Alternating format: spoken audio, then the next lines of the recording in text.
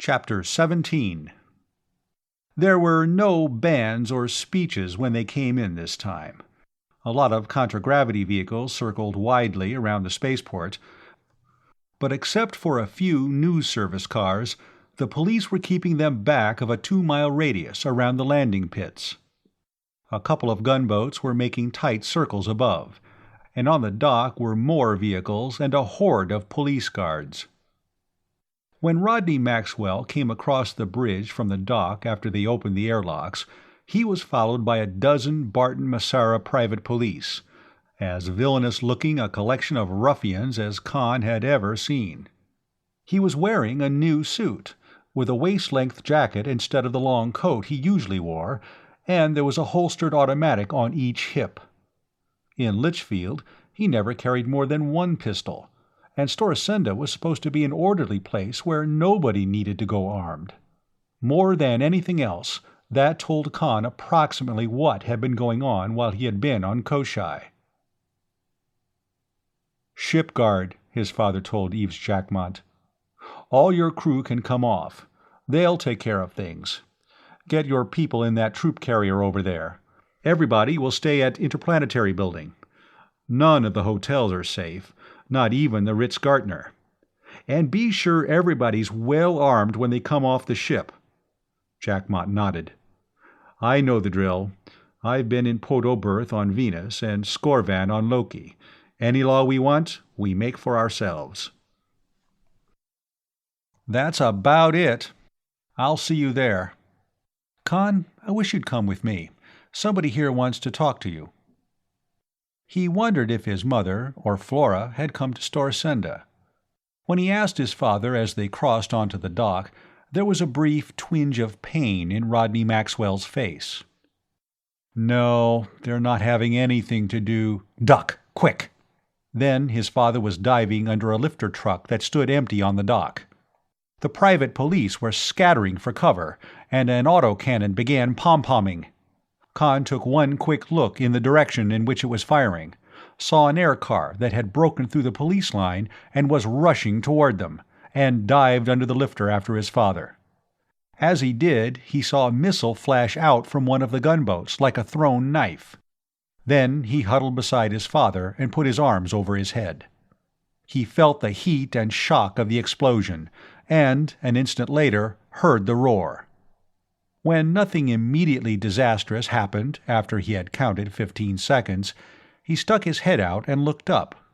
The gunboat was struggling to regain her equilibrium, and the air car had vanished in a fireball. They both emerged, straightening. His father was brushing himself with his hands and saying something about always having to duck under something when he had a new suit on. Robot control, probably. Could have been launched from anywhere in town. "Why, no. Your mother and Flora aren't speaking to either of us anymore. Pity, of course, but I'm glad they're in Litchfield. It's a little healthier there."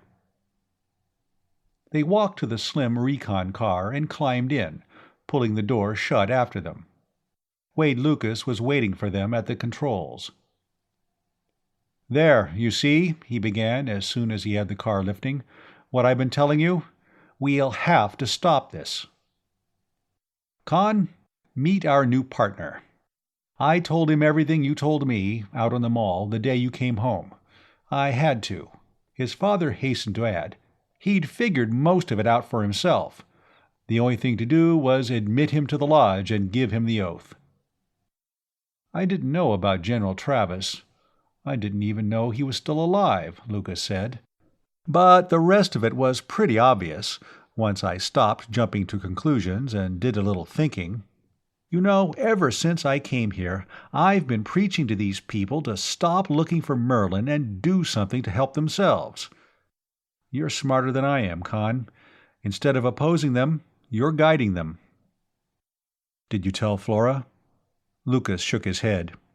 "I tried to explain what you're trying to do, but she wouldn't listen.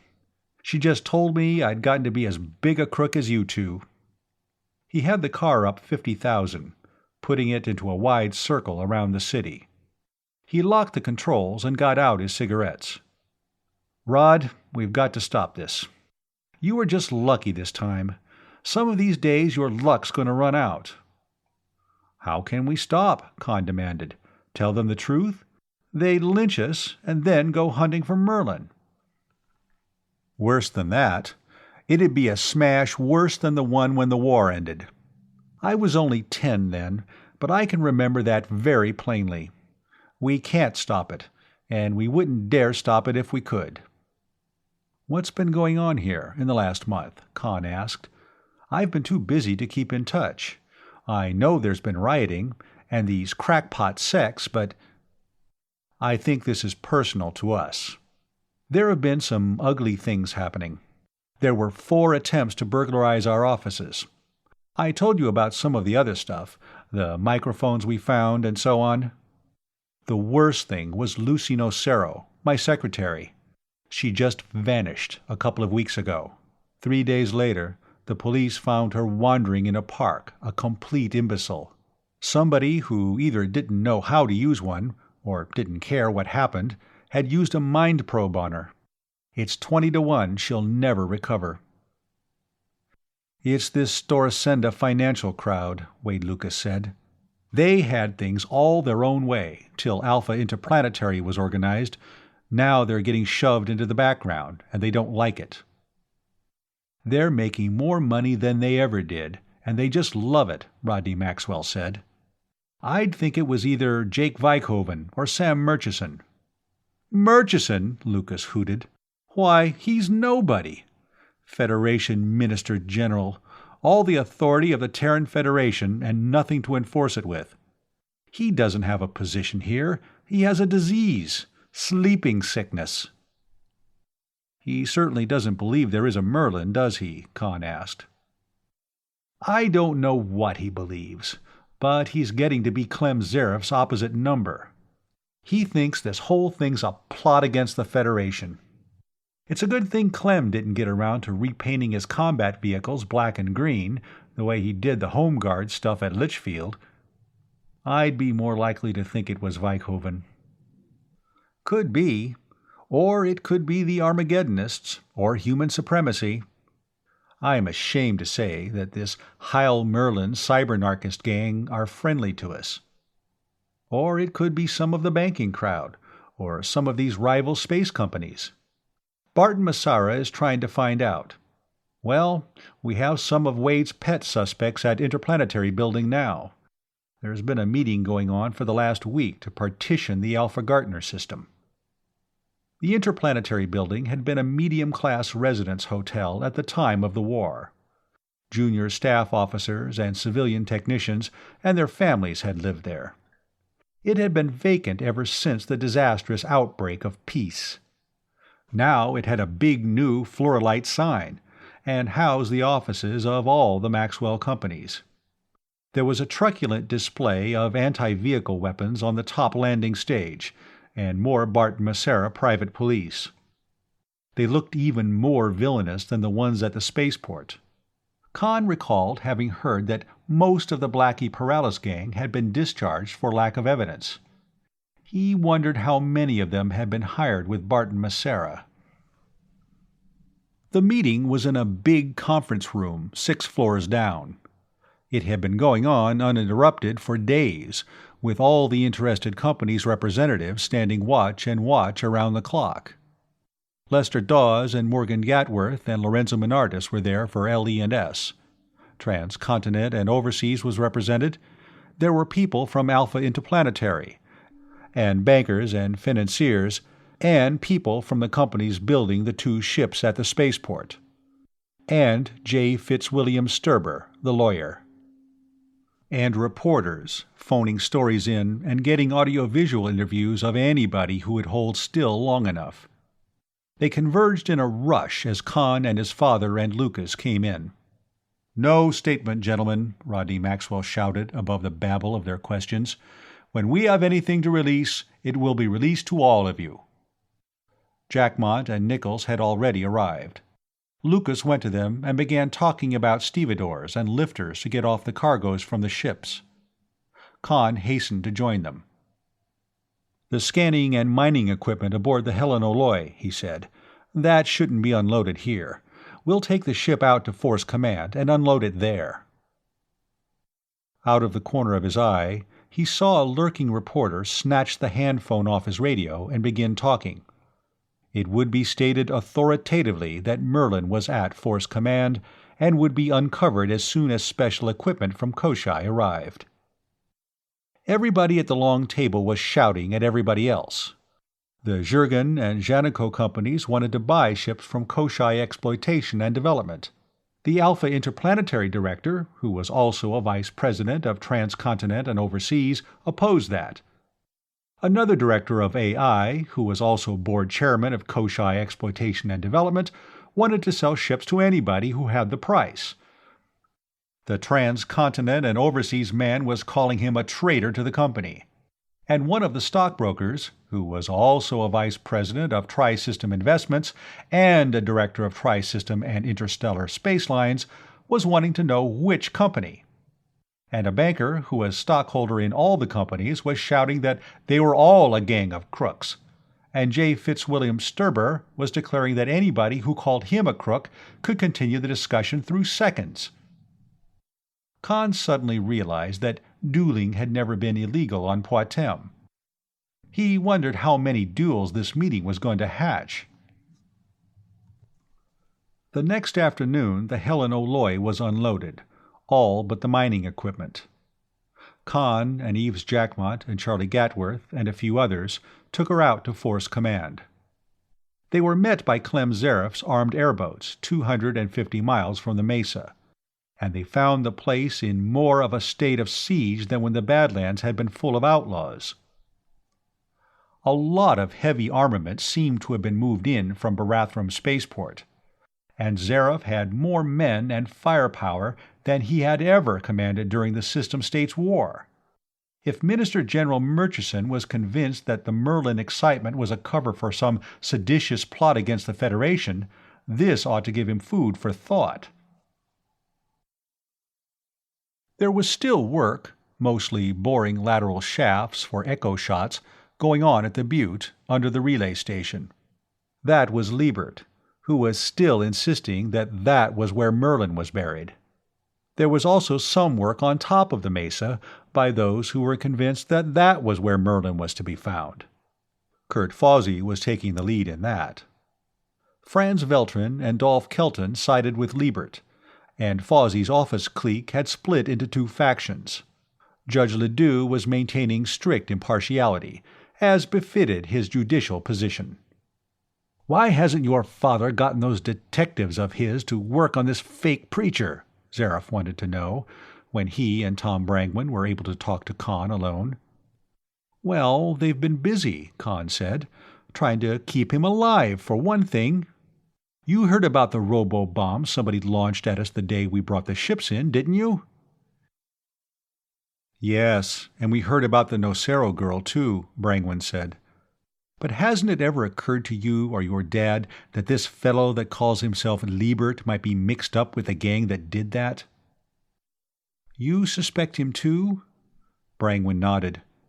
"I took a few audio visuals of him, when he didn't know it.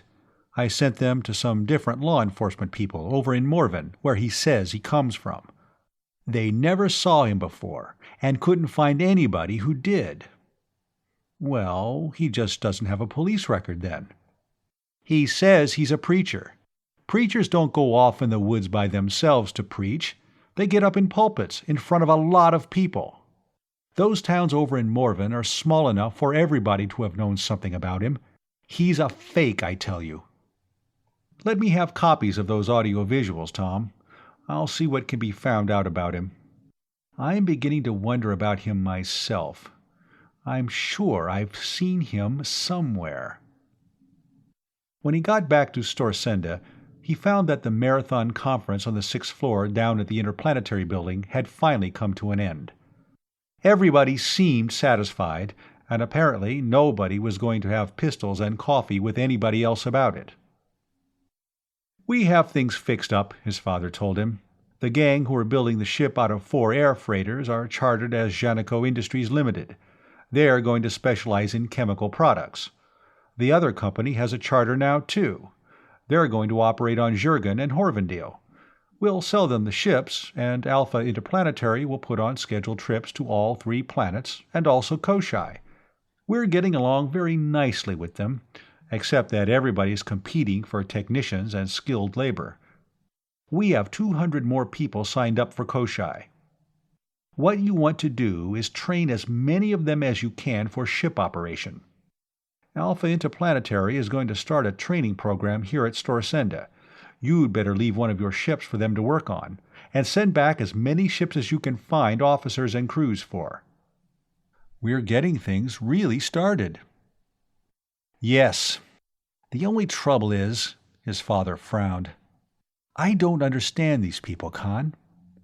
Everybody ought to be making millions out of this by this time next year, but all any of them, even these Storsenda bankers, can talk about is how soon we're going to find Merlin. I wish we could stop that somehow. Listen, I have it. Merlin never was on Poitem. Merlin was a space station a few thousand miles off-planet. There was a crew of operators aboard, and they communicated with Force Command by radio. When the war ended, they took it outside the system and shot off a planet buster inside her. No more Merlin. How would that be? His father shook his head. Wouldn't do. If anybody believed it, which I doubt, they'd just quit.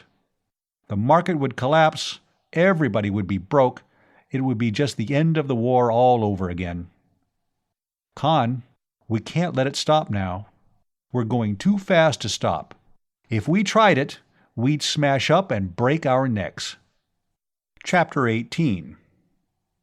Jerry Rivas, Mac Vibart, and Luther Chen Wang had been keeping things running on Koshai. Work on the interplanetary ship at Port Carpenter had stopped when the Sickle Mountain ships had been found. It had never been resumed. When Khan returned, he found work started on the Ouroboros II. Some of the 200 newcomers who came in on the Helen O'Loy had special skills needed on the hypership. Most of them went with Clyde Nichols and Charlie Gatworth to Sickle Mountain to train as normal space officers and crewmen. Some of them, it was hoped, would later qualify for hyperspace work. Sylvie, who had been one of the star pupils in the computer class, was now helping him with the long lists of needed materials, some of which had to be brought from other places, as much as 1,000 miles away. Jerry Rivas went back to exploring. Nichols had to drop his space training work temporarily to organize a fleet of air freighters. Usually, the men best able to operate them were urgently needed on some job at the construction dock. Ships lifted out almost daily from Sickle Mountain. They tried to get some kind of saleable cargo for each one, without depriving themselves of what they needed for themselves. Some of the ships came back loaded with provisions, and bringing new recruits. For instance, the teaching of physics and mathematics almost stopped at Storsenda College because the professors had been virtually shanghaied. Khan found himself losing touch with affairs on Poitem. Ships had landed on both Janico and Horvendale and were sending back claims to abandoned factories. By that time, they had all the decks into the Ouroboros II, and he was working aboard, getting the astrogational and hyperspace instruments put in place. The hypership Andromeda was back from the Gamma system. There was close secrecy about what the expedition had found, but the newscasts were full of conjectures about Merlin, and the market went into another dizzy upward spiral. Litchfield Exploration and Salvage opened a huge munitions depot, and combat equipment, once almost unsaleable, was selling as fast as it came out. The government was buying some, but by no means all of it. "Khan, can you come back here to Poitem for a while?" his father asked. "Things are turning serious. I don't like to talk about it by screen. Too many people know our scrambler combinations. But I wish you were here." He started to object. There were millions, well, a couple of hundred things he had to attend to. The look on his father's face stopped him. "Ship leaving Sickle Mountain tomorrow morning," he said. I'll be aboard. The voyage back to Poitem was a needed rest. He felt refreshed when he got off at Storsenda spaceport and was met by his father and Wade Lucas in one of the slim recon cars. They greeted him briefly and took the car up and away from the city, where it was safe to talk. "Con, I'm scared," his father said. "I'm beginning to think there really is a Merlin after all." "Oh, come off it. I know it's contagious, but I thought you'd been vaccinated." "I'm beginning to think so too," Lucas said. "I don't like it at all." "You know what that gang who took the Andromeda to Panurge found?" "They were looking for the plant that fabricated the elements for Merlin, weren't they?" "Yes, they found it. My Barton Massara operatives got to some of the crew. This place had been turning out material for a computer of absolutely unconventional design. The two computer men they had with them couldn't make head or tail of half of it.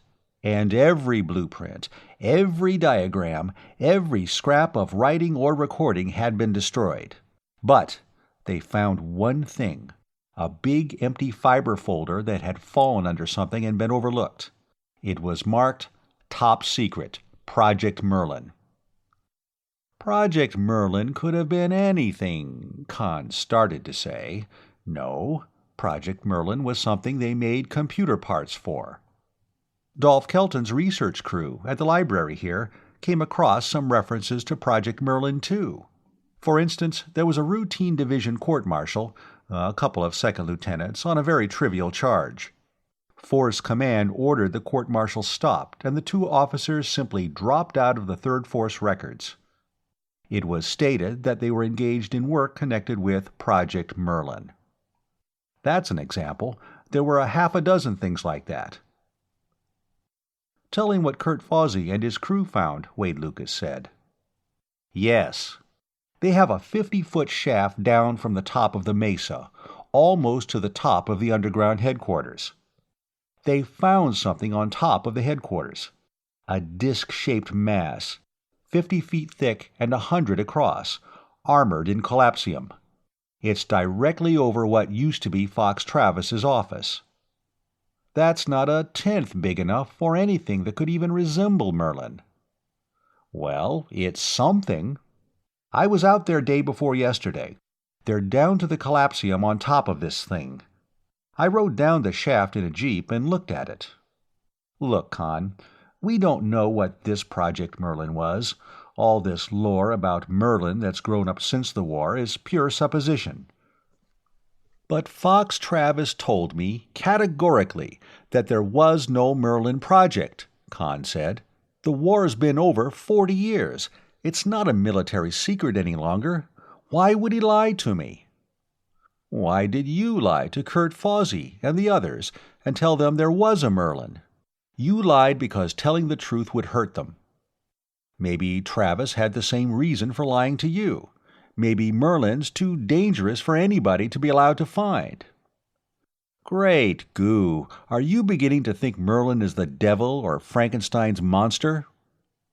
It might be something just as bad, maybe worse. I don't think a man like Fox Travis would lie if he didn't have some overriding moral obligation to. And we know who's been making most of the trouble for us, too, Lucas added. Yes, Rodney Maxwell said, we do. And sometime I'm going to invite Clem Zareff to kick my pants seat. Sam Murchison, the Terran Federation Minister General.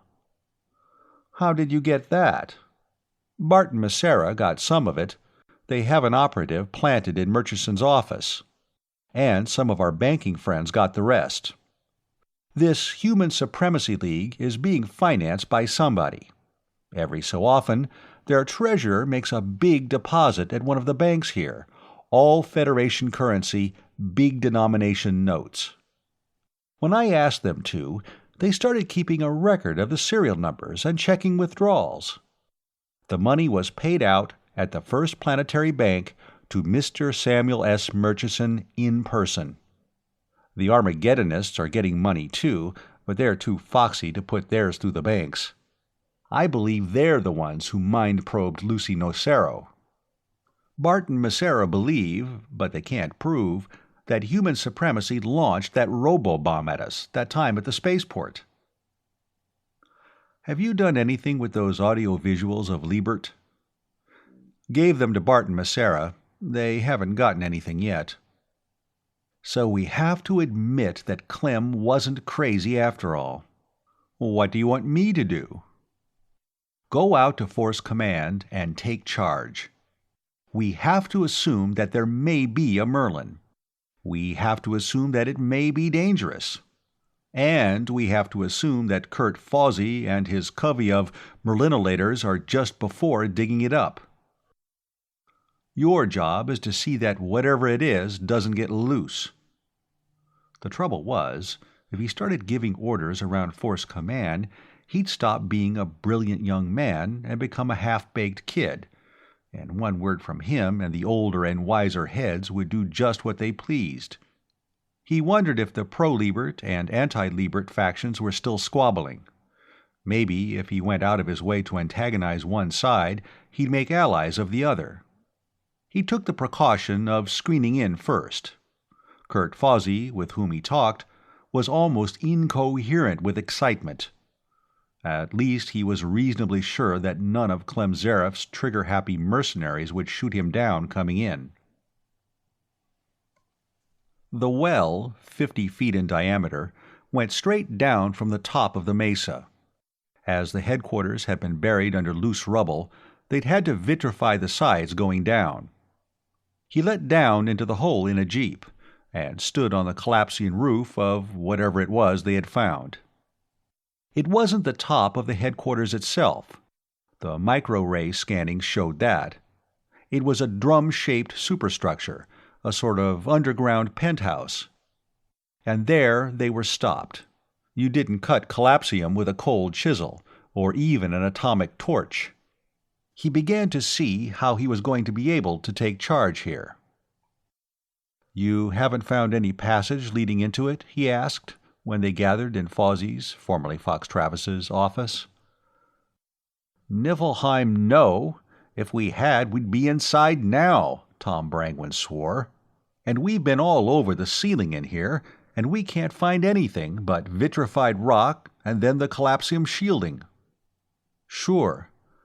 There are collapsium cutters at Port Carpenter on Koshai. They do it with cosmic rays." "But collapsium will stop cosmic rays," Zareff objected. "Stop them from penetrating, yes. A collapsium cutter doesn't penetrate, it abrades. It throws out a rotary beam and then works like a grinding wheel or a buzzsaw." "Well, could you get one down that hole?" Judge Ledoux asked. He laughed. "No. The thing is rather too large. In the first place, there's a full-sized power reactor and a mass-energy converter. With them, you produce negamatter atoms with negatively charged protons and positive electrons, positrons.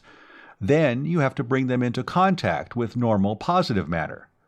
That's done in a chamber the size of a 50-gallon barrel, made of collapsium and weighing about 100 tons.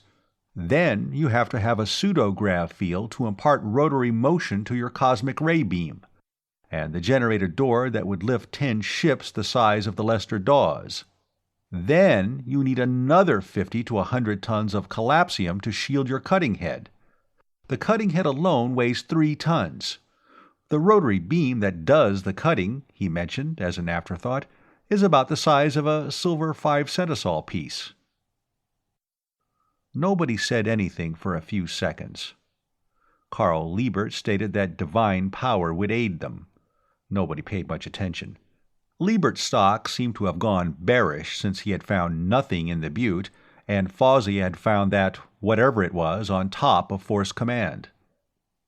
"Means we're going to dig the whole blasted top off, clear down to where that thing is," Zareff said. "That'll take a year." "Oh, no, maybe a couple of weeks after we get started," Khan told them. "It'll take longer to get the stuff loaded on a ship and hauled here than it will to get that thing uncovered and opened." He told them about the machines they used in the iron mines on Koshai, and as he talked, he stopped worrying about how he was going to take charge here. He had just been unanimously elected indispensable man. "Bless you, young man," Carl Liebert cried. "At last, the great computer. Those who come after will reckon this the year zero of the age of regeneration. I will go to my chamber and return thanks in prayer." "He's been doing a lot of praying lately," Tom Brangwyn remarked after Liebert had gone out. "He's moved into the chaplain's quarters, back of the pan-denominational chapel on the 4th level down. Always keeps his door locked, too." "Well, if he wants privacy for his devotions, that's his business. Maybe we could all do with a little prayer," Veltrin said. "Probably praying to Sam Murchison by radio," Clem Zaref retorted.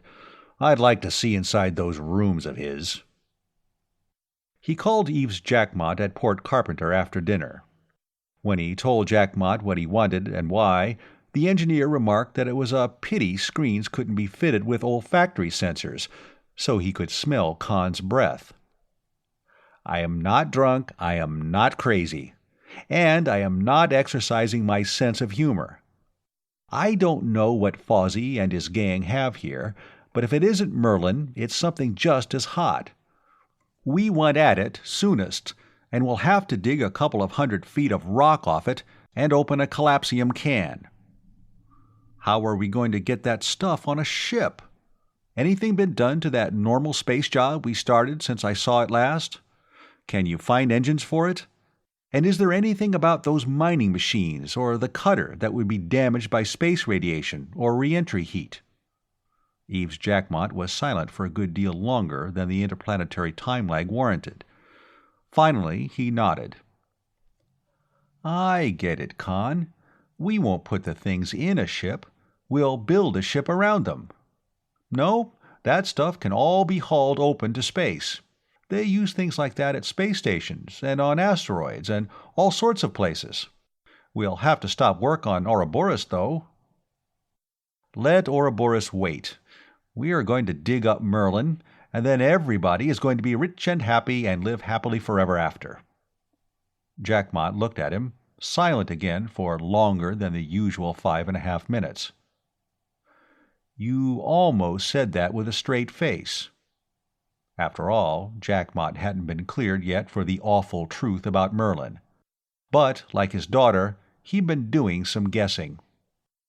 "I wish I knew how much of this Merlin stuff you believe." "So do I, Eves. Maybe after we get this thing open, I'll know." To give himself a margin of safety, Jackmott had estimated the arrival of the equipment at 3 weeks. A week later, he was on screen to report that the skeleton ship, they had christened her the Thing, and when Khan saw screen views of her he understood why, was finished, and the collapsium cutter and 2 big mining machines were aboard. Evidently, nobody on Koshai had done a stroke of work on anything else. Sylvie's coming along with her, so are Jerry Rivas and Anse Dawes, and Ham Matsui and Gomez and Karanja and 4 or 5 others. They'll be ready to go to work as soon as she lands and unloads, Jackmott added. That was good. They were all his own people, unconnected with any of the Merlin-hunting factions at Force Command. In case trouble started, he could rely on them. "Well, dig out some shooting irons for them," he advised. "They may need them here." Depending, of course, on what they found when they opened that collapsium can on top of Force Command, and how the people there reacted to it. The Thing took 170 hours to make the trip. Conditions in the small shielded living quarters and control cabin were apparently worse than on the Harriet barn on her second trip to Koshai. Everybody at Force Command was anxious and excited. Carl Liebert kept to his quarters most of the time, as though he had to pray the ship across space. At the same time, reports of the near completion of Ouroboros II were monopolizing the newscasts, to distract public attention from what was happening at Force Command. Cargo was being collected for her. Instead of washing their feet in brandy, Next year people would be drinking water. Lorenzo Menardus had emptied his warehouse of everything over a year old. So had most of the other distillers up and down the Gordon Valley. Melon and tobacco planters were talking about breaking new ground and increasing their cultivated acreage for the next year. Agricultural machinery was in demand and bringing high prices. So were stills and tobacco factory machinery. It began to look as though the Maxwell plan was really getting started. It was decided to send the hypership to Baldur on her first voyage. That was Wade Lucas's suggestion. He was going with her himself to recruit scientific and technical graduates from his alma mater, the University of Paris-on-Baldur, and from the other schools there. Khan was enthusiastic about that, remembering the so-called engineers on Koshai, running around with a monkey wrench in one hand and a textbook in the other, trying to find out what they were supposed to do while they were doing it. Poitem had been living for too long on the leavings of wartime production. Too few people had bothered learning how to produce anything. The thing finally settled onto the mesa top. It looked like something from an old picture of the construction work on one of the Terran space stations in the 1st century. Immediately, every piece of contragravity equipment in the place converged on her. Men dangled on safety lines hundreds of feet above the ground, cutting away beams and braces with torches. The 2 giant mining machines, one after the other, floated free on their own contragravity and settled into place. The thing lifted, still carrying the collapsium cutting equipment, and came to rest on the brush-grown flat beyond, out of the way. If Eve's Jackmot had overestimated the time required to get the equipment loaded and lifted off from Koshai, Khan had been over-optimistic about the speed with which the top of the mesa could be stripped off. Digging away the rubble with which the pit had been filled, and even the solid rock around it, was easier than getting the stuff out of the way. Farm scows came in from all over, as fast as they and pilots for them could be found. The rush to get brandy and tobacco to Storsenda had caused an acute shortage of vehicles. One by one, the members of the old Fozzie's office gang came drifting in. Lorenzo Menardus, Morgan Gatworth, Lester Dawes. None of them had any skills to contribute, but they brought plenty of enthusiasm. Rodney Maxwell came whizzing out from Storsenda now and then to watch the progress of the work. Of all the crowd, he and Khan watched the 2 steel giants strip away the tableland with apprehension instead of hope. No, there was a third. Carl Liebert had stopped secluding himself in his quarters. He still talked rapturously about the miracles Merlin would work, but now and then Khan saw him when he thought he was unobserved. His face was the face of a condemned man. The Ouroboros II was finished. The whole planet saw, by screen, the ship lift out, watched from the ship the dwindling away of Koshai, and saw Poitem grow ahead of her. 12 hours before she landed, work at Force Command stopped. Everybody was going to Storsenda. Sylvie, whose father would command her on her voyage to Baldur, Morgan Gatworth, whose son would be first officer and astrogator, everybody. Except Carl Liebert. "Then I'm not going either," Clem Zaroff decided. "Somebody's got to stay here and keep an eye on that snake." "No, nor me," Tom Brangwyn said. "And if he starts praying again, I'm going to go and pray along with him." Khan stayed too, and so did Jerry Rivas and Ann Dawes. They watched the newscast of the lift-out a week later. It was peaceful and harmonious. Everybody, regardless of their attitudes on Merlin, seemed agreed that this was the beginning of a new prosperity for the planet. There were speeches. The bands played Genji Gartner's Body and the Spaceman's Hymn. And, at the last, when the officers and crew were going aboard, Khan saw his sister Flora clinging to Wade Lucas's arm. She was one of the small party who went aboard for a final farewell. When she came off, along with Sylvie, she was wiping her eyes, and Sylvie was comforting her. Seeing that made Khan feel better, even than watching the ship itself lift away from Storsenda. End of Chapter 18. Chapter 19.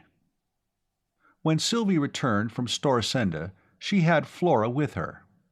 Khan's sister greeted him embarrassedly. Sylvie led both of them out of the crowd and over to the edge of the excavation. "Go ahead, Flora," she urged.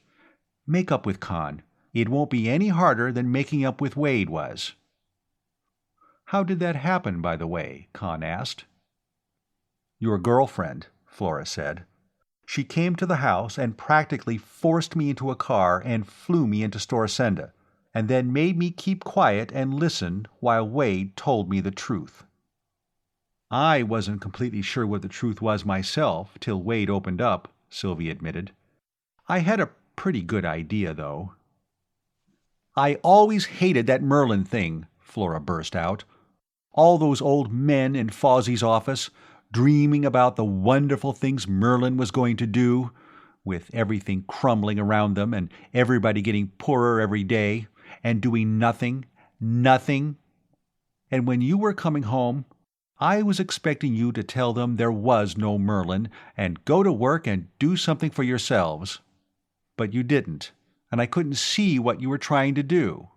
And then, when Wade joined you and Father, I thought he was either helping you to put over some kind of a swindle, or else he'd started believing in Merlin himself. I should have seen what you were trying to do from the beginning. At least, from when you talked them into cleaning the town up, and fixing the escalators, and getting the fountains going again." So the fountains weren't dusty anymore. "How's Mother taking things now?" Flora looked distressed. "She goes around wringing her hands. Honestly, I never saw anybody doing that outside a soap opera. Half the time she thinks you and Father are a pair of unprincipled scoundrels, and the other half she thinks you're going to let Merlin destroy the world." "I'm beginning to be afraid of something like that myself." "Huh? But Merlin's just a big fake, isn't it? You're using it to make these people do something they wouldn't do for themselves, aren't you?" "It started that way. What do you think all this is about?" he asked, gesturing toward the excavation and the two giant mining machines, digging and blasting and pounding away at the rock. "Well, to keep Kurt Fawsey and that crowd happy, I suppose.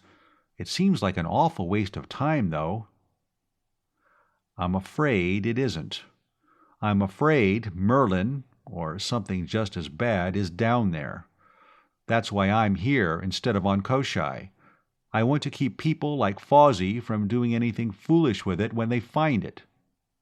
"But there can't be a Merlin." "I'm afraid there is. Not the sort of a Merlin Fawsey expects to find. That thing's too small for that. But there's something down there." The question of size bothered him. That drum-shaped superstructure couldn't even hold the personnel record machine they had found here, or the computers at Storsenda Stock Exchange. It could have been an intelligence evaluator, or an enemy intentions predictor, but it seemed small even for that. It would be something like a computer. That was as far as he was able to go. And it could be something completely outside the reach of his imagination. At the back of his mind, the suspicion grew that Carl Liebert knew exactly what it was. And he became more and more convinced that he had seen the self-styled preacher before. Finally, the whole top of the 100-foot collapsium-covered structure was uncovered, and the excavation had been leveled out wide enough to accommodate all the massive paraphernalia of the collapsium cutter. They put the thing onto contragravity again and brought her down in place. The work of lifting off the reactor and the converter and the rest of it, piece by piece, began. Finally, everything was set up. 12 of them were gathered in the room that had become their meeting place after dinner. They were all too tired to start the cutting that night, and at the same time excited and anxious. They talked in disconnected snatches, and then somebody put on one of the telecast screens. A music program was just ending. There was a brief silence, and then a commentator appeared, identifying his news service. He spoke rapidly and breathlessly, his professional gravity cracking all over. "The hypership City of Asgard from Aton has just come into telecast range," he began. "We have received an exclusive interworld news service story recently brought to Aton on the Pan-Federation spaceline ship Magellanic from Terra. News of revived interest in the Third Force computer, Merlin, having reached Terra by way of Odin. Representatives of Interworld News, to which this service subscribes, interviewed retired Force General Fox Travis, now living at the advanced age of 114 on Luna. General Travis, who commanded the Third Fleet Army Force here during the war, categorically denied that there had ever existed any supercomputer of the sort. We bring you now a recorded interview with General Travis, made on Luna." For an instant, Khan felt the room around him whirling dizzily, and then he caught hold of himself. Everybody else was shouting in sudden consternation, and then everybody was hushing everybody else and making twice as much noise. The screen flickered, the commentator vanished, and instead, seated in the deep cushioned chair, was the thin and frail old man with whom Khan had talked 2 years before, and through an open segment of dome roof behind him the full earth shone, the contents of the Western Hemisphere plainly distinguishable. A young woman in starchy nurse's white bent forward solicitously from beside the chair, handing him a small beaker from which he sipped some stimulant.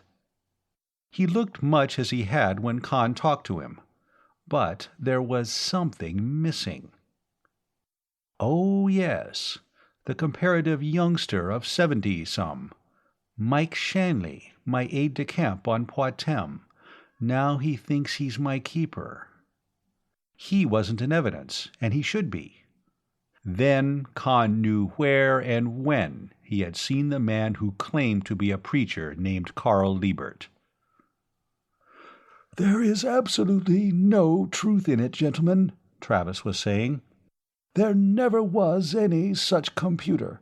I only wish there had been. It would have shortened the war by years. We did, of course, use computers of all sorts, but they were all the conventional types used by business organizations." The rest was lost in a new outburst of shouting.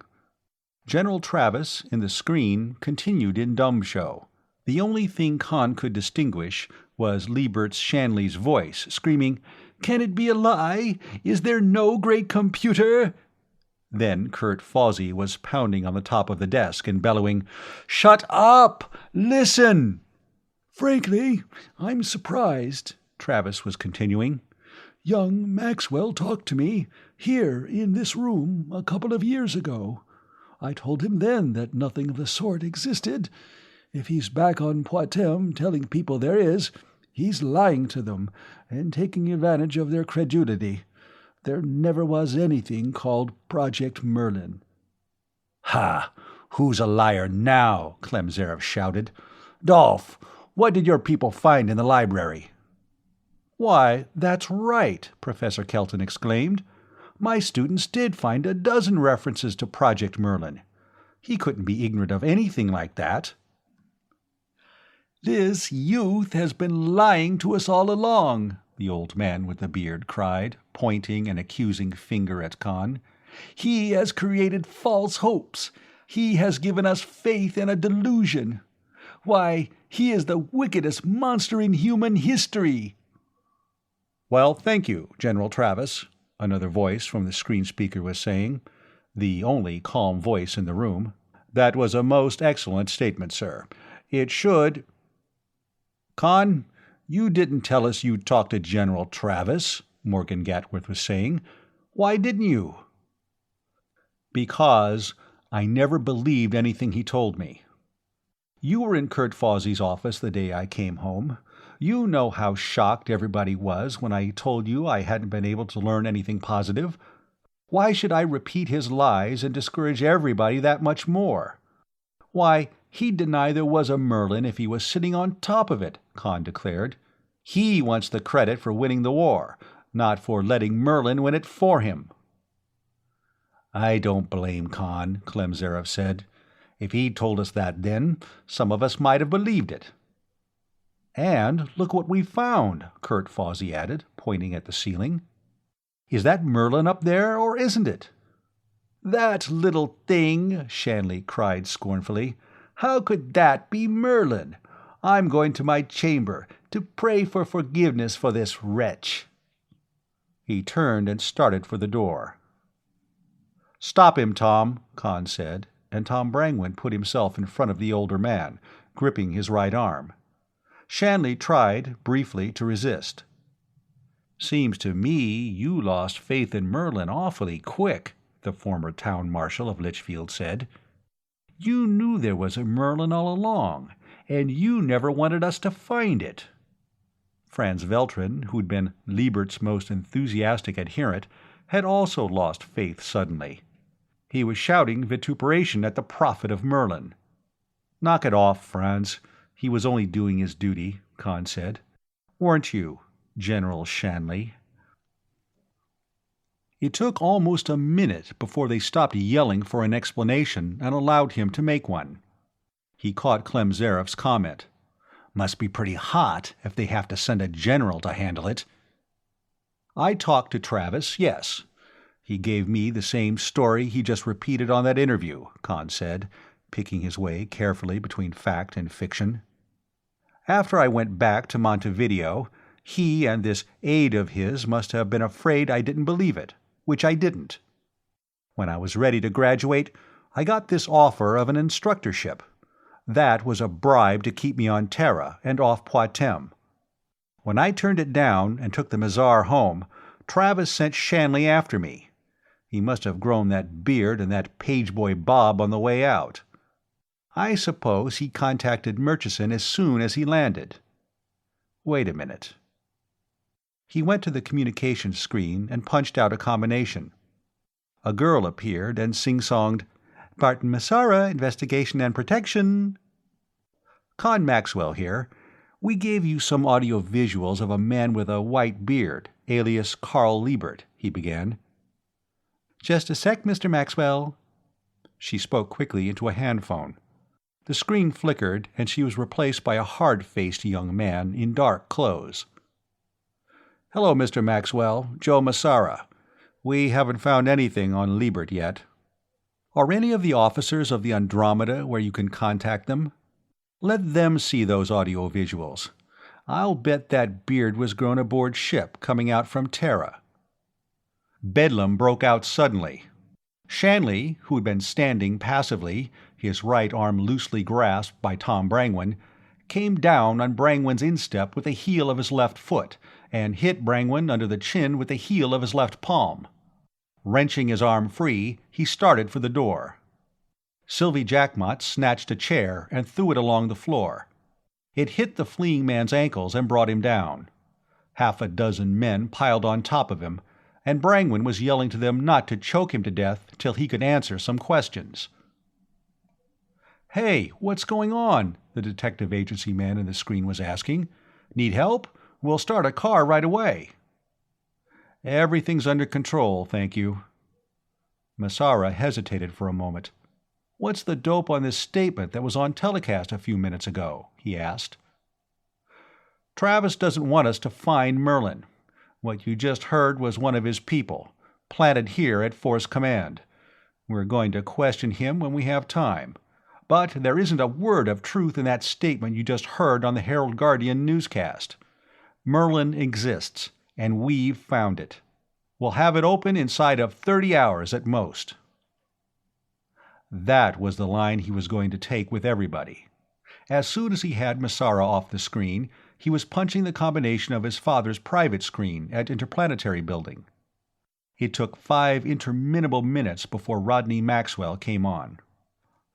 He could hear Clem Zaref shouting orders into one of the inside communication screens, General turnout, everything on combat ready, guards to come at once to the office. How close are you to digging that thing out? His father asked as soon as he appeared. We're down to it. We can start cutting the collapsium any time now. Start cutting it 10 minutes ago, his father told him, and don't leave Force Command till you have it open. How many men and vehicles does Clem have for defense? You'll need all of them in a couple of hours. Everybody here is stunned now. They'll come out of it inside an hour, and they'll come out fighting. You'd better come out here. He turned, saw Jerry Rivas helping hold Shanley in a chair, and shouted to him, Jerry, turn out the workmen. Start cutting the can open right away. He turned back to his father. Clem's just ordered all his force out. Are you coming here? I can't. In about an hour, everything's going up with a bang. I have to be here to grab a few of the pieces. You'll do a lot of good in jail or on the end of a rope. Chance I have to take, his father replied. I think I'll have a couple of hours. If anybody from the press calls you, what are you going to tell them? Khan repeated the line he had taken already. His father nodded. All right, I'll call you later, if I can. Just keep things going at your end. A dozen of Clem Zareff's men were crowding into the room. This man's under close arrest, the old soldier was telling them. He is very important and very dangerous. Take him out somewhere, search him to the skin, take his clothes away from him and give him a robe. He's to be watched every second. Make sure he hasn't poison or other suicide means. He's to be questioned later. As soon as Rodney Maxwell was off the screen, there was a call signal. It was one of the news services, wanting a statement. I'll take it, Gatworth said, and began talking. This statement of General Travis's is completely false. There is a Merlin, and we've found it. They found something that might be good enough Merlin for the next 30 hours.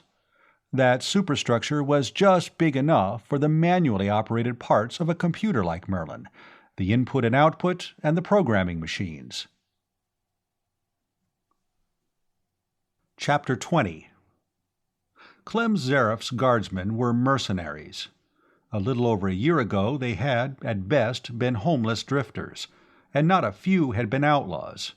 Now they were soldiers, well-fed, clothed, quartered, and equipped, and well and regularly paid. They had a good thing. They were willing to fight to keep it, Merlin or no Merlin. Khan left them to their commander. He did gather the workmen for a short harangue, but that wasn't really necessary.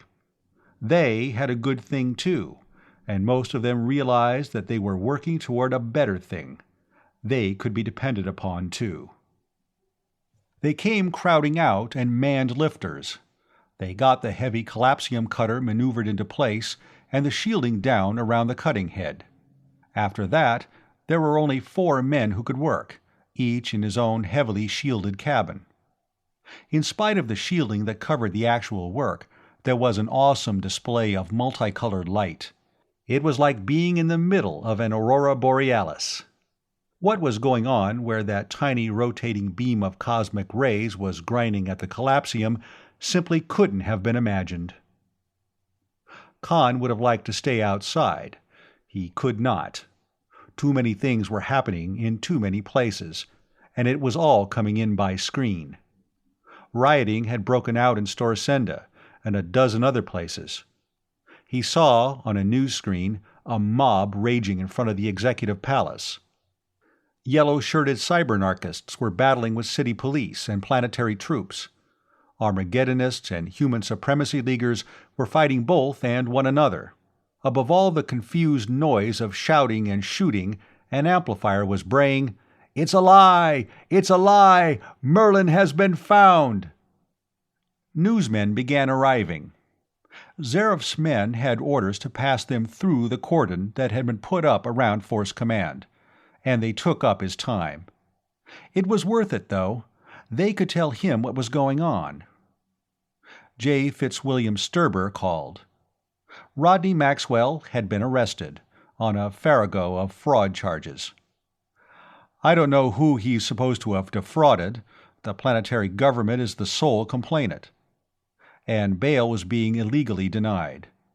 Sturber's lawyerly soul was outraged, but he was grimly elated.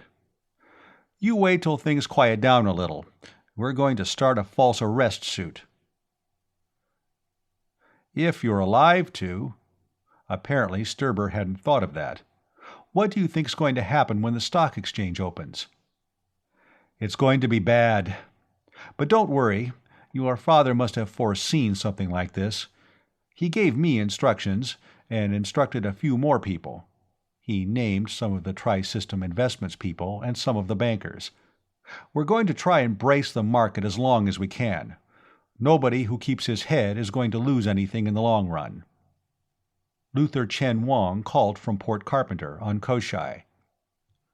He and Clyde Nichols and a young mathematics professor named Simon McQuart had been running the colony in Khan's absence, and since Eves Jackmont had gone to space in the Ouroboros II.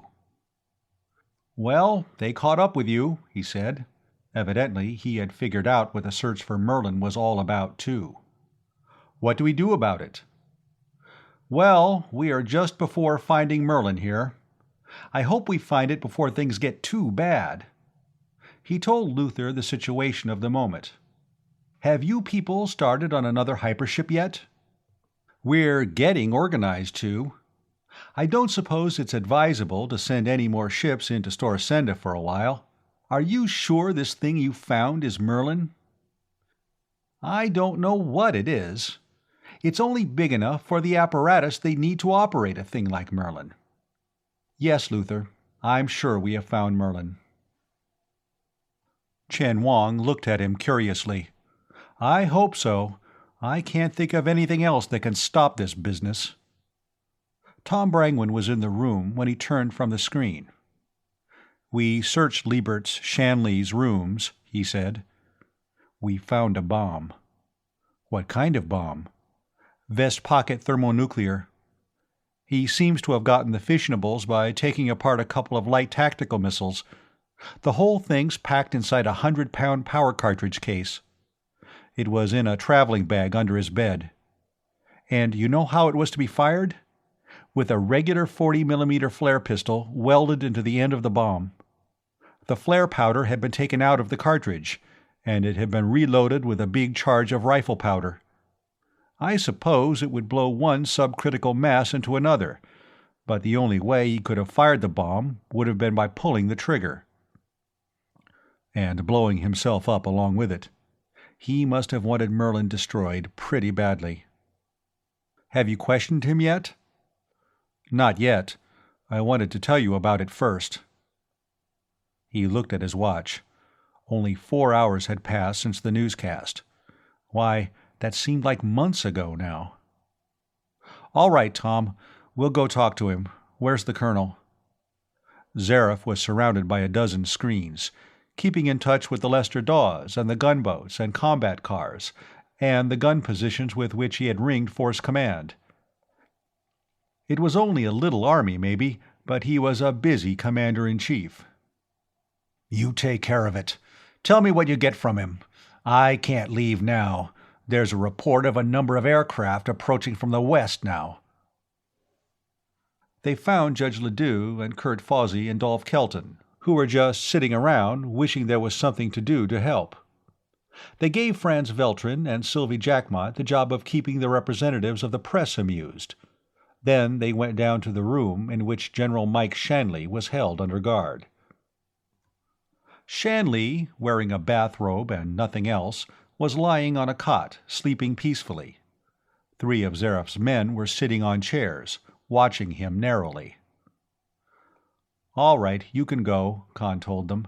"We'll take care of him." Shanley woke instantly. He sat up and swung his legs over the edge of the cot. "You can have my name and rank," he said, and his voice no longer quavered. "My serial number is—" he receded a string of figures. "And that's all you're getting out of me." "We'll get anything we want out of you," Khan told him. "You know what a mind probe is? You should. Your accomplices used one on my father's secretary. She's a hopeless imbecile now. You'll be too, when we're through with you.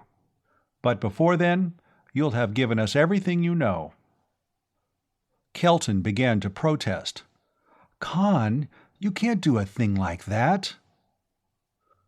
"A mind probe is utterly illegal. Why, it's a capital offense," Ledoux exclaimed. "Khan, I forbid you." "Judge, don't make me call those guards and have you removed," Khan said. "You can stop bluffing," Shanley told him. "Where would you get a mind probe?" "Out of the Chief of Intelligence's office, here in his headquarters. I should imagine it was to be used in interrogating Alliance prisoners during the war. I think Colonel Zareff would enjoy helping to use it on you. He used to be an Alliance officer." Shanley was silent. Khan sat down in one of the chairs at the small table. "General Shanley, would you describe General Fox Travis as a man of honor and integrity? And would you so describe yourself?" Shanley said nothing. "Yet both of you have lied, deliberately and repeatedly, to conceal the existence of Merlin. And we found that bomb in your room. You were willing to blow up this headquarters and everybody, yourself included, in it, to keep us from getting at Merlin. Well, you know that we can make you tell us the truth, maybe when it's too late, and you know that we are going to get Merlin. We're cutting the collapsium off that thing above now." Shanley laughed. "You're supposed to be a computer man. You think that little thing could be Merlin?" "The controls and programming machine for Merlin." He turned to Kurt Fawsey. "You always claimed that Merlin was here in Force Command. You had it backward. Force Command is inside Merlin." "What do you mean, Khan?"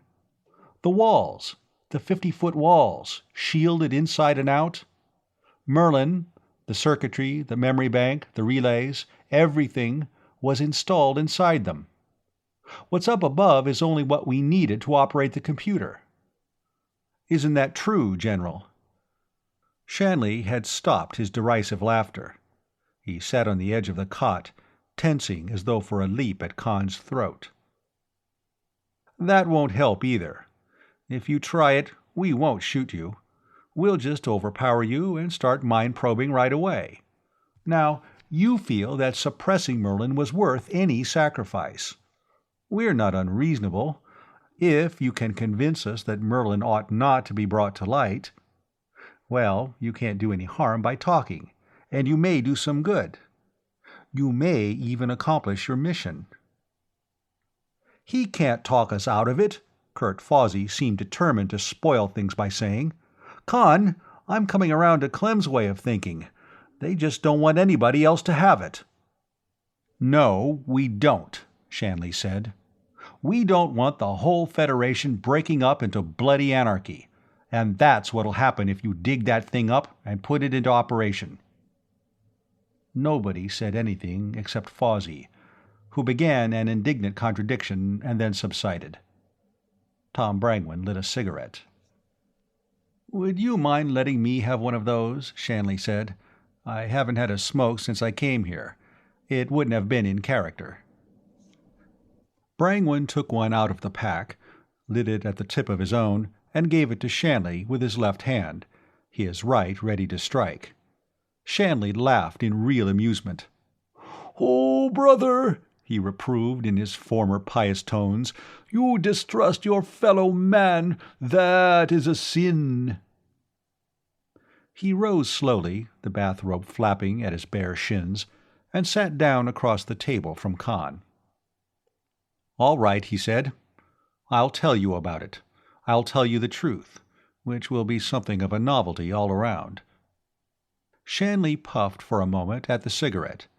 It must really have tasted good after his long abstinence. "You know, we were really caught off balance when the war ended. It even caught Merlin short. Information lag, of course. The whole Alliance caved in all at once. Well, we fed Merlin all the data available and analyzed the situation. Then we did something we really weren't called upon to do, because that was policy planning and wasn't our province. But we were going to move an occupation army into System States planets, and we didn't want to do anything that would embarrass the Federation government later. We fed Merlin every scrap of available information on political and economic conditions everywhere in the Federation, and set up a long-term computation of the general effects of the war. The extrapolation was supposed to run 500 years in the future. It didn't. It stopped, at a point a trifle over 200 years from now, with a statement that no computation could be made further, because at that point the Terran Federation would no longer exist. The others, who had taken chairs facing him, looked at him blankly. "No more Federation?" Judge Ledoux asked incredulously. "Why, the Federation... The Federation would last forever. Anybody knew that. There just couldn't be no more Federation." "That's right," Shanley said. "We had trouble believing it too. Remember, we were Federation officers. The Federation was our religion, just like patriotism used to be, back in the days of nationalism. We checked for error. We made detailed analysis. We ran it all over again. It was no use. In 200 years, there won't be any Terran Federation. The government will collapse slowly. The Space Navy will disintegrate. Planets and systems will lose touch with Terra and with one another. You know what it was like here, just before the war. It will be like that on every planet, even on Terra. Just a slow crumbling, till everything is gone. Then every planet will start sliding back, in isolation, into barbarism." "Merlin predicted that?" Kurt Fawsey asked, shocked. If Merlin said so, it had to be true. Shanley nodded. "So we ran another computation. We added the data of publication of this prognosis. You know, Merlin can't predict what you or I would do under given circumstances, but Merlin can handle large group behavior with absolute accuracy. If we made public Merlin's prognosis, the end would come, but not in 2 centuries, but in less than 1. And it wouldn't be a slow, peaceful decay.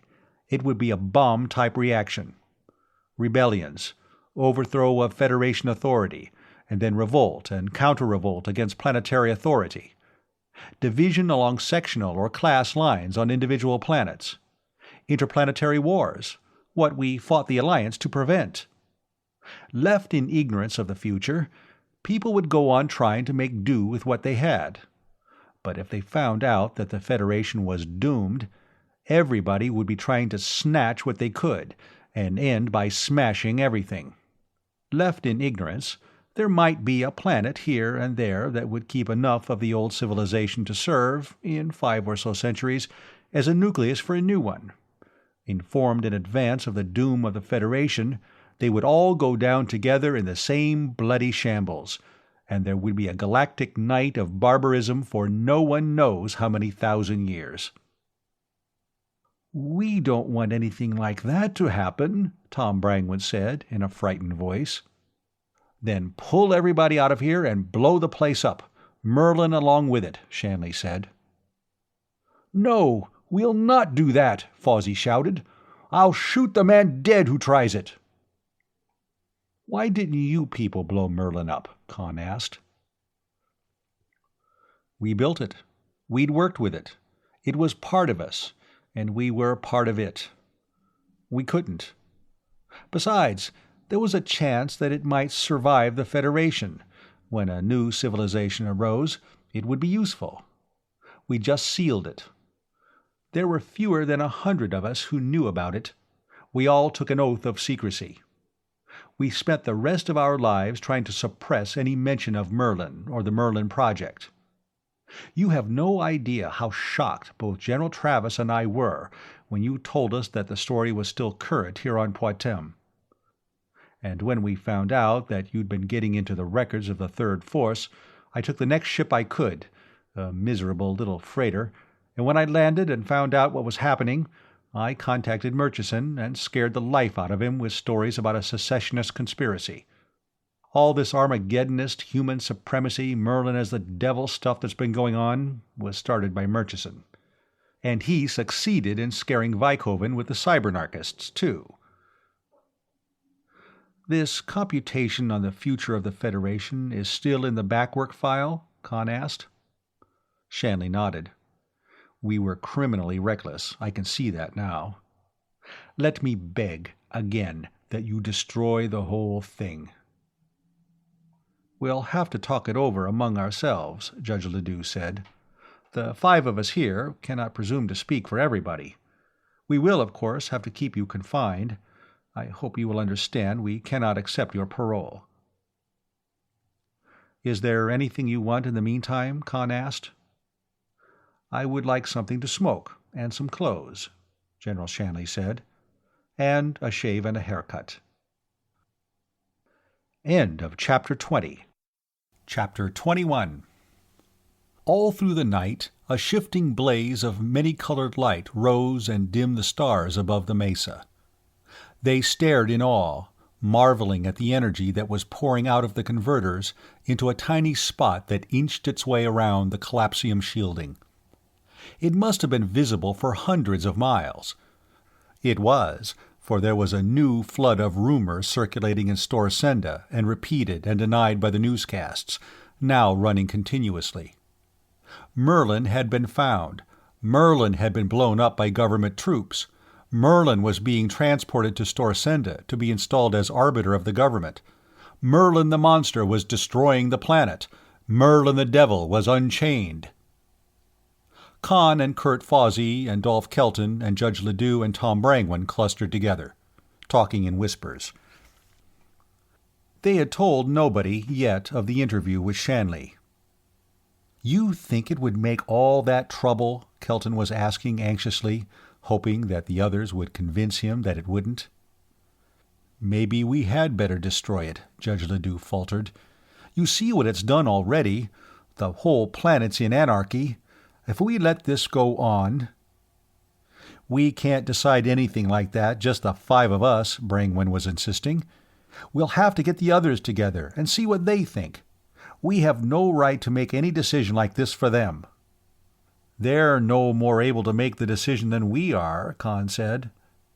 "But we've got to. They have a right to know."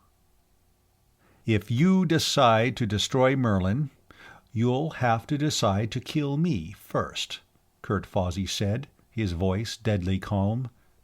"You won't do it while I'm alive." "But Kurt," Ledoux expostulated, "you know why these people here at Storsenda are rioting? It's because they've lost hope, because they're afraid and desperate. The Terran Federation is something everybody feels they have to have, for peace and order and welfare. If people thought it was breaking up, they'd be desperate too. They'd do the same insane things these people here on this planet are doing." General Shanley was right. Don't destroy the hope that keeps them sane. "We don't need to do that," Kurt Fawsey argued. "We can use Merlin to solve our problems. We don't need to tell the whole Federation what's going to happen in 200 years. "It would get out. It couldn't help getting out," Ledoux said. "Let's not try to decide it ourselves," Khan said. "Let's get Merlin into operation and run a computation on it." "You mean ask Merlin to tell us whether it ought to be destroyed or not?" Ledoux asked incredulously. "Let Merlin put itself on trial and sentence itself to destruction?" "Merlin is a computer. Computers deal only in facts. Computers are machines. They have no sense of self-preservation. If Merlin ought to be destroyed, Merlin will tell us so." "You willing to leave it up to Merlin, Kurt?" Tom Brangwyn asked. Fawsey gulped. "Yes. If Merlin says we ought to, we'll have to do it." Toward noon, a telecast went out from Koshai on a dozen different wavelengths. Khan, half asleep in a chair in the Commander-in-Chief's office, saw Simon McQuart, the young mathematics professor from Storsenda College, who had become one of the leaders of the colony, appear on the screen. The next moment he was fully awake, shocked by McQuart's words. This is not a threat. This is a solemn, even a prayerful warning. We do not want to use genocidal weapons of mass destruction against the world of our birth. But whether we do or not rests solely with you. We came here with a dream of a better world, a world of happiness and plenty for all. We have been working, on Koshai, to build such a world on Poitem. Now you are smashing that dream. When it is gone, we will have nothing to live for except revenge, and we will take that revenge, make no mistake. We have the weapons with which to take it. Remember, this was a Federation naval base and naval arsenal during the war. Here the Federation Navy built their super missiles, the missiles which devastated Ashmodai and Belphegor and Baphomet, and hundreds of these weapons are here. We have them, ready for launching. Once they are launched, with the robo-pilots set for targets on Poitem, you will have 160 hours, at the most, to live. We will launch them immediately if there is another attack made upon Force Command Duplicate HQ, or upon Interplanetary Building in Storsenda, or if Rodney Maxwell is killed, no matter by whom or under what circumstances. We beg you, earnestly and prayerfully, not to force us to do this dreadful thing. We speak to each one of you, for each one of you holds the fate of the planet in his own hands." The image faded from the screen. As it did, Khan was looking from one to another of the people in the room with him. All were dumbfounded, most of them frightened. "They wouldn't do it, would they?" Lorenzo Menardis was asking. "Khan, you know these people. They wouldn't, really?" "Don't depend on it, Lorenzo," Clem Zareff said. "It's hard for a lot of people to shoot somebody 10 feet away with a pistol. But just sending off a missile, that's nothing but setting a lot of dials and then pushing a button." "I'm not worrying about whether they do it or not," Khan said. "What I'm worrying about is how many people will believe they will." Apparently, a good many people did. Zareff's combat vehicles began reporting a cessation of fighting. The newscasts, repeating the ultimatum from Koshai, told of fewer and fewer disorders in the city or elsewhere. By mid-afternoon, the rioting had stopped. By that time, too, Rodney Maxwell was on screen. He was, Khan noticed, wearing his pistols again. "What happened?" he asked. "They let you out on bail?" Maxwell shook his head. "Charges dismissed. They didn't have anything to charge me with in the first place. But they haven't let me out yet." "You're wearing your guns." "Yes, but they still have me penned up here at the Executive Palace. They're practically keeping me in the safe. I wish our people on Koshai hadn't mentioned me in their ultimatum. Jake Feikoven's afraid to let me run around loose for fear some lunatic shoots me and starts the Planet Busters coming in. Jake did one good thing, though. He ordered the stock exchange closed and declared a 5-day bank holiday. By that time, you ought to have Merlin opened and working, and then the market will be safe." Khan simply replied, "I hope so." There was no telling what kind of taps there might be on the screen his father was using. He couldn't risk telling him about Shanley, or about the last computation which Merlin made. "If we sent the Lester Dawes in, do you think you might talk them into letting you come out here?" "I can try." Flora arrived at Force Command that afternoon. "I would have come sooner," she said, "but Mother's had a complete collapse. It happened last evening. She's in the hospital. I was with her until just an hour and a half ago. She's still unconscious." "You mean she's in danger?" "I don't know. They think she's all right, except for the shock. It was the Travis statement that did it." "Think I ought to go to her?" Flora shook her head. "Just keep on with what you're doing here. There isn't anything you can do for her now." The best thing you can do for her, Con, is prove that you weren't lying about Merlin, Sylvie told him. The Lester Dawes didn't make it from Force Command to Storsenda and back until after dark, and the green and white and red and orange lights were rising in folds and waves. Rodney Maxwell had heard about his wife's condition. It was the first thing he spoke of when Con and Flora and Sylvie met him as he got off the ship. "There isn't anything we can do, Father," Flora said. "They'll call us when there's any change." He said the same thing Sylvie had said. "The only thing we can do is get that infernal thing uncovered. Once we do this, everything'll be all right. We'll show your mother that it wasn't a fake and it isn't anything dangerous. We'll put a stop to all these horror stories about mechanical devils and living machines." Khan drew his father off where the girls couldn't overhear. "This is something worse," he said. "This is a bomb that could blow up the whole Federation." "Are you going nuts too?" his father demanded. Khan told him about Shanley. He repeated, almost word for word, the story Shanley had told. "Do you believe that?" his father asked. "Don't you? You were in Storsenda when the Travis statement came out. You saw how people reacted. If this story gets out, people will be acting the same way on every planet in the Federation.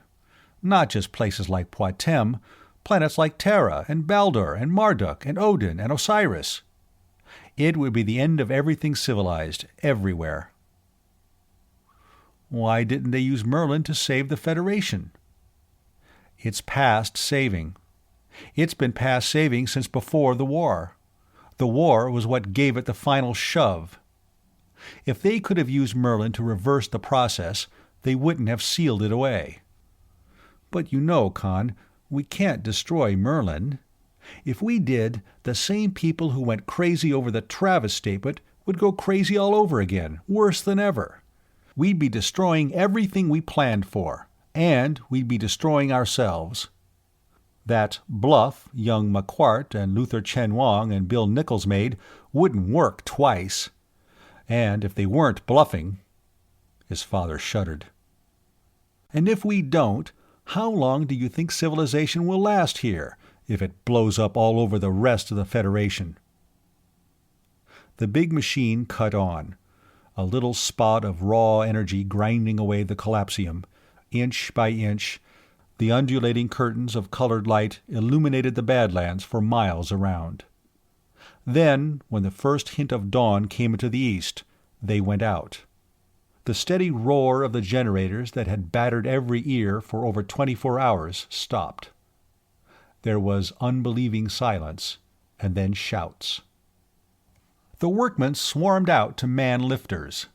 Slowly, the heavy apparatus, the reactor and the converters, the cutting machine and the shielding around it, was lifted away. Finally, a lone lifter came in, and men in radiation suits went down to hook on grapples, and it lifted away, carrying with it a 10-foot square sheet of thin steel that weighed almost 30 tons. When they had battered a hole in the vitrified rock underneath, guards brought up General Shanley. Somebody, almost up to professional standards, had given him a haircut. The beard was gone, too. A Federation Army officer's uniform had been found reasonably close to his size, and somebody had even provided him with the 4 stars of his retirement rank. He was, again, the man Khan had seen in the dome house on Luna. "Well, you got it open," he said, climbing down from the air jeep that had brought him. "Now, what are you going to do with it?" "We can't make up our minds," Khan said. "We're going to let the computer tell us what to do with it." Shanley looked at him, startled. "You mean you're going to have Merlin judge itself and decide its own fate?" he asked. "You'll get the same result we did." They let a ladder down the hole and descended. Khan and his father, Kurt Fawsey, Jerry Rivas, then Shanley and his 2 guards, then others, until a score of them were crowded in the room at the bottom, their flashlights illuminating the circular chamber, revealing ceiling-high metal cabinets, banks of button and dial-studded control panels, big keyboards. It was Shanley who found the lights and put them on. "Powered from the central plant down below," he said. "The main cables are disguised as the grounding outlet. If this thing had been on when you put on the power, you'd have had an awful lot of power going nowhere, apparently." Rodney Maxwell was disappointed. "I know this stuff looks awfully complex, but I'd have expected there to be more of it." "Oh, I didn't get a chance to tell you about that. This is only the operating end," Khan said. And then asked Shanley if there were inspection screens. When Shanley indicated them, he began putting them on. "This is the real computer." They all gave the same view, with minor differences: long corridors 10 feet wide, between solid banks of steel cabinets on either side. Khan explained where they were, and added, "Kurt and the rest of them were sitting here all this time wondering where Merlin was. It was all around them." "Well, how did you get up here?" Fawsey asked. "We couldn't find anything from below." "No, you couldn't." Shanley was amused. "Watch this." It was so simple that nobody had ever guessed it. Below, back of the Commander-in-Chief's office, there was a closet, 15 feet by 20. They had found it empty, except for some bits of discarded office gear, and had used it as a catch-all for everything they wanted out of the way. Shanley went to where 4 thick steel columns rose from floor to ceiling in a rectangle around a heavy-duty lifter, pressing a button on a control box on one of them. The lifter, and the floor under it, rose, with a thick mass of vitrified rock underneath. The closet, full of the junk that had been thrown into it, followed. "That's it," he said. "We just tore out the controls inside that and patched it up a little. There's a sheet of collapsium plate under the floor. Your scanner simply couldn't detect anything from below." Confident that Merlin would decree its own destruction, Shanley gave his parole. The others accepted it. The newsmen were admitted to the circular operating room and encouraged to send out views and descriptions of everything. Then the lift controls were reinstalled, the lid was put back on top, and the only access to the room was through the office below. The entrance to this was always guarded by Zarif's soldiers or Brangwen's police. There were only a score of them who could be let in on the actual facts.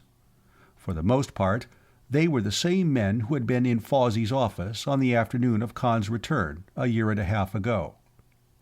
A few others, Ance Dawes, Jerry Rivas, and 5 computer men Khan had trained on Koshai, had to be trusted. Khan insisted on letting Sylvie Jackmont in on the revised, awful truth about Merlin. They spent a lot of their time together, in Travis's office, for the most part sunk in dejection. They had finally found Merlin. Now they must lose it. They were trying to reconcile themselves and take comfort from the achievement, empty as it was. They could see no way out. If Merlin said that Merlin had to be destroyed, that was it. Merlin was infallible. Khan hated the thought of destroying that machine with his whole being, not because it was an infallible oracle, but because it was the climactic masterpiece of the science he had spent years studying. To destroy it was an even worse sacrilege to him than it was to the Merlinolators. And Rodney Maxwell was thinking of the public effects. What the Travis statement had started would be nothing by comparison. "You know, we can keep the destruction of Merlin a secret," Khan said. "It'll take some work down at the power plant, but we can overload all the circuits and burn everything out at once." He turned to Shanley. "I don't know why you people didn't think of that." Shanley looked at him in surprise. "Why, now that you mention it, neither do I," he admitted. "We just didn't."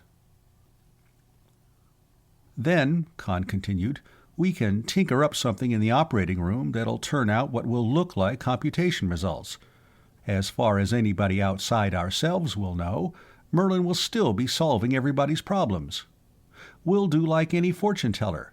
Tell the customer what he wants to believe and keep him happy. More lies. Lies without end. And now he'd have a machine to do his lying for him. A dummy computer that wouldn't compute anything. And all he'd wanted, to begin with, had been a ship to haul some brandy to where they could get a fair price for it. Peace had returned. At first it had been a frightened and uneasy peace. The bluff, he hoped that was what it had been, by the Koshai colonists had shocked everybody into momentary inaction. In the 24 hours that had followed, the forces of sanity and order had gotten control again. Merlin existed and had been found. As for Travis's statement, the old general had been bound by a wartime oath of secrecy to deny Merlin's existence. The majority relaxed, ashamed of their hysterical reaction. As for the cybernarchists and Armageddonists and human supremacy leaguers, the government and private police, vastly augmented by volunteers, speedily rounded up the leaders. Their followers dispersed, realizing that Merlin was nothing but a lot of dials and buttons, and interestedly watching the broadcast views of it. The banks were still closed, but discreet backdoor withdrawals were permitted to keep business going.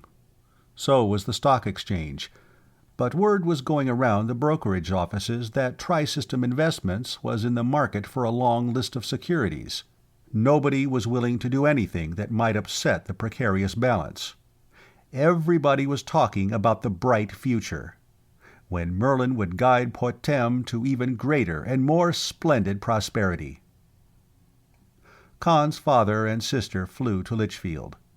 Flora stayed with her mother, and Rodney Maxwell returned to Force Command, shaking his head gravely.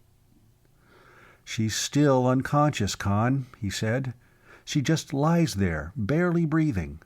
The doctors don't know. I wish Wade hadn't gone on the ship." The price of what he had wanted to do was becoming unendurably high for Khan. They ran off the computations Merlin had made 40 years before and rechecked them. There had been no error. The Terran Federation, overextended, had been cracking for a century before the war. The strain of that conflict had started an irreversible breakup. 2 centuries for the Federation as such. At most, another century of irregular trade and occasional war between independent planets. Galaxy full of human-populated planets as poor as Poitem at its worst. Or, aware of the future, sudden outbursts of desperate violence, then anarchy and barbarism. It took a long time to set up the new computation. 40 years of history for almost 500 planets had to be abstracted and summarized, and translated from verbal symbols to the electromathematical language of computers and fed in. Khan and Sylvie and General Shanley and the 3 men and 2 women Khan had taught on Koshai worked and rested briefly and worked again. Finally, it was finished. "General, you're the oldest Merlin hand," Khan said, gesturing to the red button at the main control panel. "You do it." "You do it, Khan. None of us would be here except for you." "Thank you, General." He pressed the button. They all stood silently watching the output slot. Even a positronic computer does not work instantaneously. Nothing does. Khan took his eyes from the slot from which the tape would come and watched the second hand of the clock above it. The wait didn't seem like hours to him. It only seemed like 75 seconds that way. Then the bell rang and the tape began coming out. It took another hour and a half of button punching. The Braille-like symbols on the tape had to be retranslated, and even Merlin couldn't do that for itself. Merlin didn't think in human terms. It was the same as before. In ignorance, the peoples of the Federation worlds would go on, striving to keep things running until they wore out, and then sinking into apathetic acceptance. Deprived of hope, they would turn to frantic violence and smash everything they most wanted to preserve. Khan pushed another button. The second information request went in. What is the best course to be followed under these conditions by the people of Poitem? It had taken some time to phrase that in symbols a computer would find comprehensible. The answer, at great length, emerged in 2 minutes, 8 seconds. Retranslating it took 5 hours. In the beginning, and for the first 10 years, it was, almost item for item, the Maxwell Plan. Export trade, specialized in luxury goods, brandies and wines, tobacco, a long list of other exportable commodities, and optimum markets.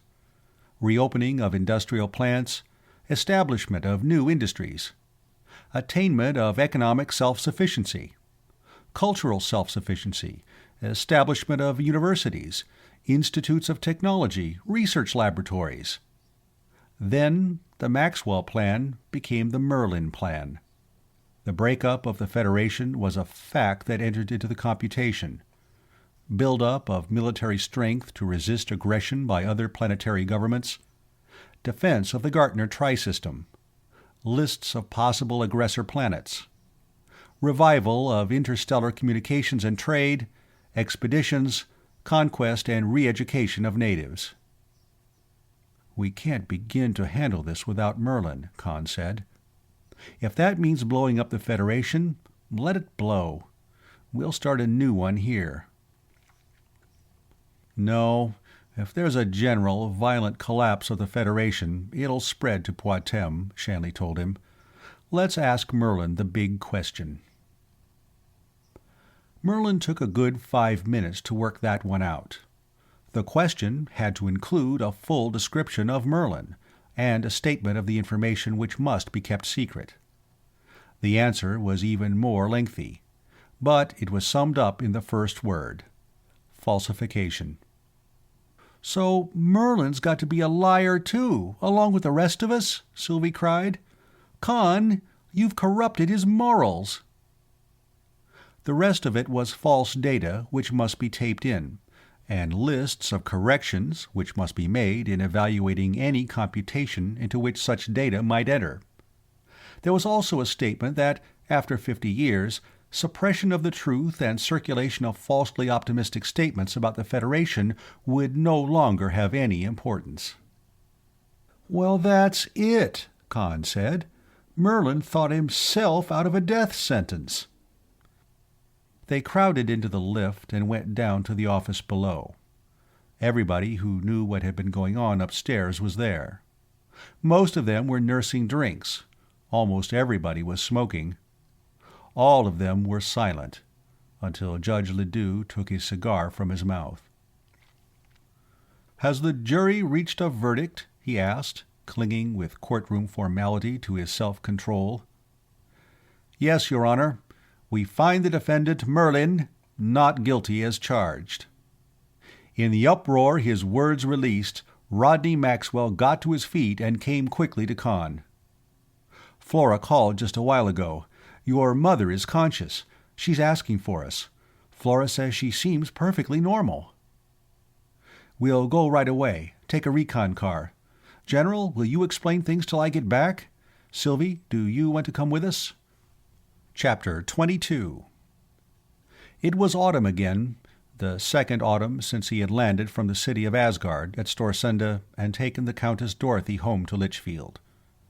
Again the fields were bare and brown. All up and down the Gordon Valley the melons were harvested, and the wine-pressing was ready to start. The house was crowded today.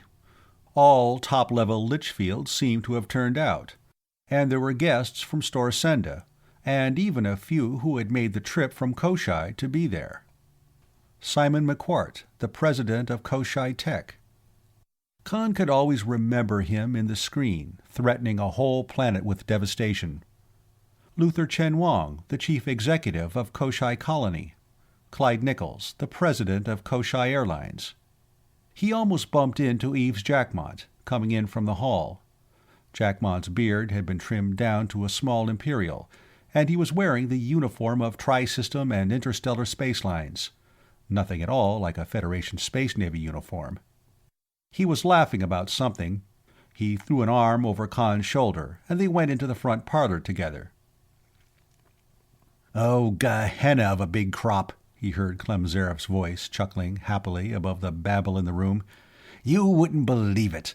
Why, we had to build 6 new vats." The thin-faced, white-haired man in the chair beside him said something.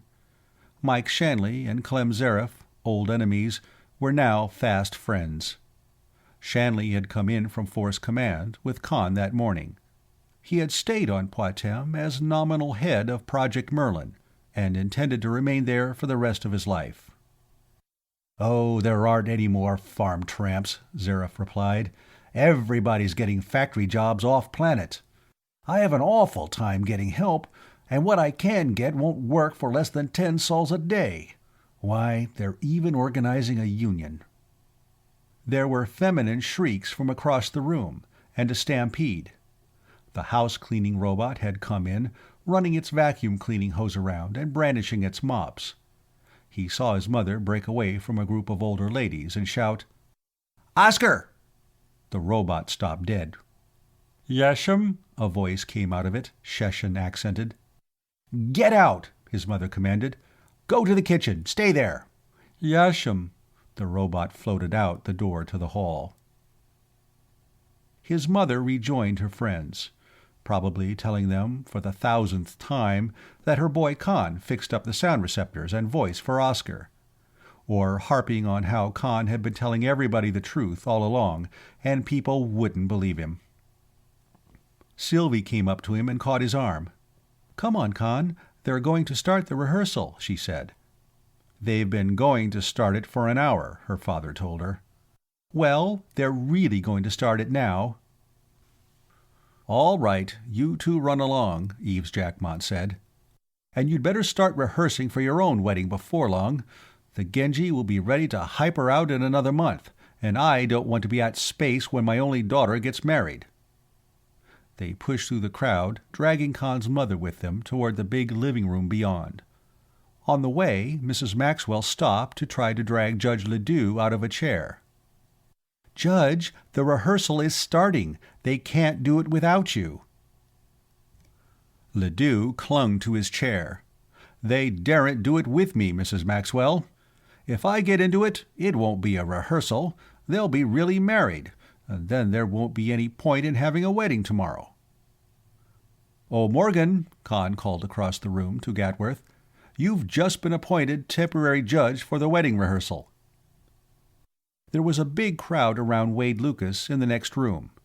He was telling them about the voyage to Baldur, from which he had returned, and the one to Irminsul with a cargo of arms, machine tools, and contragravity vehicles on which he and his bride would go for their honeymoon.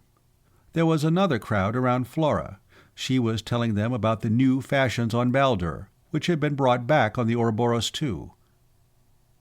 "Where's your father?" his mother was asking him. "He has to rehearse giving the bride away." "Probably in his office. I'll go get him." "You'll get into an argument with somebody and forget to come back," his mother said. "Sylvie, you go with him and bring both of them back." "When'll we have our wedding, Sylvie?" he asked as they went off together. "Well, before Dad goes to Aditya with the Genji. That'll have to be in a month." 2 weeks? That ought to be plenty of time to get ready and let people recover from this one. "Everybody's here now. Let's make it a double wedding tomorrow," she suggested. He hadn't been prepared for that. "Well, I hadn't expected—" "Sure. Good idea," he agreed. There was a crowd in Rodney Maxwell's little office, Fawsey and some others, and some Storsenda people. One of the latter was vociferating, "Jake Fikhoven's no good, and he never was any good. Well, you have to admit, if he hadn't ordered the banks and the stock exchange closed that time, we'd have had a horrible panic." "Admit nothing of the kind. Jethro, you were there, and you'll bear me out. About a dozen of us were at Executive Palace for hours, bullying him into that. Why, we almost had to twist one of his arms while he was signing the order with the other. And now he has the gall to run for re-election on the strength of his heroic actions at the time of the Travis hoax? I know who we want for president, another Star Sunda man exclaimed. He's right here in this room. Yes, Rodney Maxwell almost bellowed before the other man could say anything else. Here he is. He grabbed Kurt Fawsey by the arm and yanked him to his feet. Here's the man most responsible for finding Merlin, the man who first suggested sending my son Khan to Terra to school, the man who, more than anyone else, devoted his life to the search for Merlin, the man whose inextinguishable faith and indomitable courage kept that search alive through its darkest hours. Everybody, get a drink. A toast to our next president, Kurt Fawsey. Khan was sure he heard his father add, "Goo, what a narrow escape." Then he and Sylvie began chanting in unison, "We want Fawsey! We want Fawsey!" End of The Cosmic Computer by H. Beam Piper.